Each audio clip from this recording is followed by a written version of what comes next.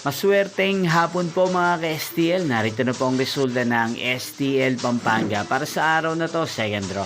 February 23, 2026, araw ng Lunes. Naway ang mga natayaan niyo pong mga numero kanina ay manalo nawa ngayong hapong ito, 4 p.m. Kaya't kunin niyo na po ang inyong mga ticket. Narito na po ang resulta.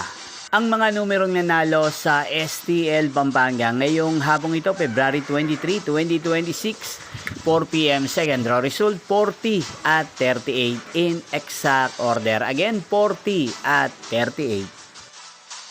At ngayong hapong ito sa STL Pampanga, atin pong i-shoutout si Ate Flor de Lisa ng Pampanga. Shoutout po sa inyo, Ate Flor de Lisa. Sana po ay nasa maayos kayong kalagayan.